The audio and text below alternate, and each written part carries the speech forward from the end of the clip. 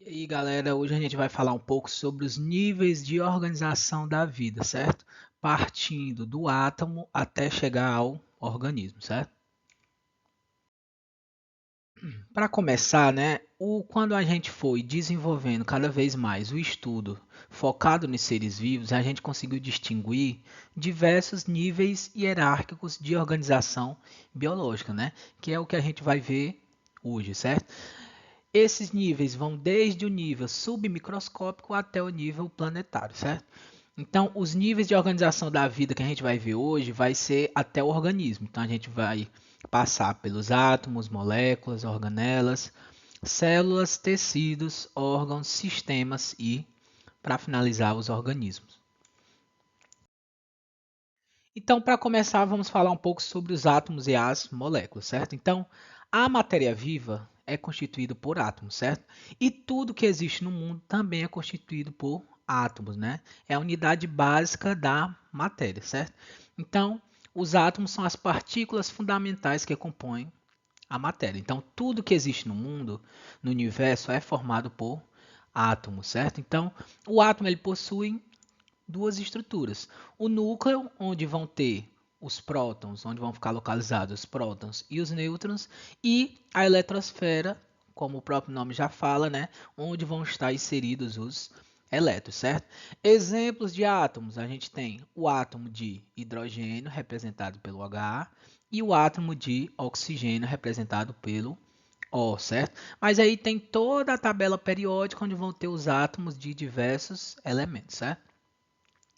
Então, os átomos, passando para o próximo nível, né? Os átomos eles se reúnem, certo? Eles se agrupam para formar as moléculas, certo? Então, as moléculas nada mais são do que a união de dois ou mais átomos, certo? Cada molécula ela apresenta o que? Estabilidade e neutralidade elétrica, certo? Então, ela se mantém estável e a carga elétrica dela é neutra, certo? Exemplo, a molécula de água, certo? Então aqui eu coloquei até um- uma molécula de água para a gente entender essa questão de átomos e moléculas, certo? Então aqui, ó, uma molécula de água é formada por dois átomos, né? Dois átomos de hidrogênio e um átomo de oxigênio, que eles se reúnem e ficam estáveis e adquirem neutralidade elétrica, certo? Passando para os próximos níveis, a gente vai ter as organelas e as células, certo? Então, as moléculas orgânicas, né? Existem as moléculas inorgânicas e existem as moléculas orgânicas, né? Quando as moléculas orgânicas se organizam, né, se unem, elas vão formar o que? As organelas celulares, certo? Então, as organelas celulares, o que elas são? São pequenas estruturas que estão localizadas lá no citoplasma da célula, certo? Então, organela, né? Esse nome ele lembra o quê? Lembram órgãos, né? Então, as organelas é como se fossem, são como se fossem os órgãos de uma célula, certo? Então, elas vão apresentar, assim como os órgãos do nosso corpo, vão apresentar várias estruturas e várias funções, né? Cada organela vai ter sua estrutura específica e também vai ter a sua função específica. Exemplos de organelas, a gente tem as mitocôndrias e os cloroplastos, né? As mitocôndrias estão muito envolvidas com a questão da nossa energia, né? O processo de fabricação da energia, certo? Já os cloroplastos, eles estão presentes principalmente, né, nas células vegetais e são responsáveis principalmente pelo processo da fotossíntese, né, que é o meio pelo qual as plantas vão adquirir, os vegetais vão adquirir o seu alimento, certo? Então, as organelas, elas vão se integrar na constituição das células, certo? Então, a célula é formada por diversos tipos de organelas, que, como a gente viu, cada organela apresenta uma função específica, certo? Então, as células são a unidade fundamental da vida, certo? Todo ser vivo é composto por células. Existem seres vivos que são compostos, né, por uma célula, que são seres unicelulares, e existem os seres vivos que são compostos por várias células, que são seres multicelulares. Exemplo de seres unicelulares, a gente tem as próprias bactérias, certo?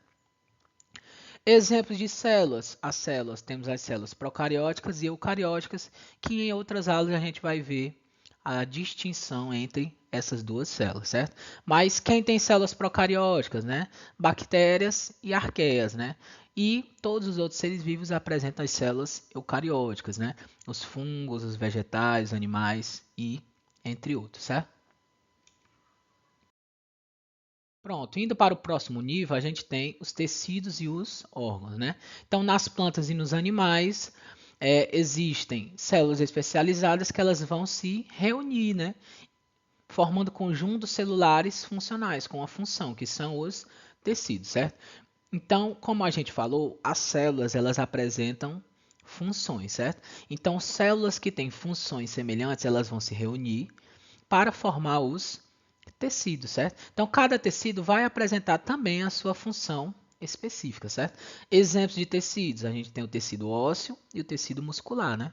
O tecido ósseo, né, tem a função, uma das funções principais deles é a questão da sustentação do nosso corpo e ele trabalha em conjunto com o sistema muscular, né, que também está envolvido na sustentação, mas também principalmente na movimentação do nosso corpo, né, com o processo de contração e relaxamento, certo? Então, esses tecidos, eles podem se unir, dois ou mais tecidos, e vão formar os órgãos, né? Que nosso corpo, né, por exemplo, os seres humanos são formados por órgãos, certo? Então, o órgão é uma unidade anatômica e funcional, certo? Então o órgão tem sua anatomia, tem seu formato, mas também tem sua função específica, certo? E os órgãos eles só estão presentes nos seres multicelulares mais complexos, né?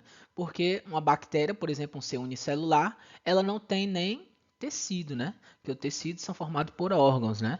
Os tecidos são formados por várias células, né? Então, um ser unicelular, como é formado apenas de uma célula, não vai ter tecidos, né? Que são formados por conjuntos de células, né? E se ele não tem tecidos, eles também não vão ter órgãos, né? Exemplos de órgãos, a gente tem o coração, né? Que vai fazer todo o bombeamento do nosso sangue para o nosso corpo, levando e trazendo oxigênio, tirando excretas e assim por diante. E o pulmão, que vai ter o papel das trocas gasosas em nosso organismo, certo?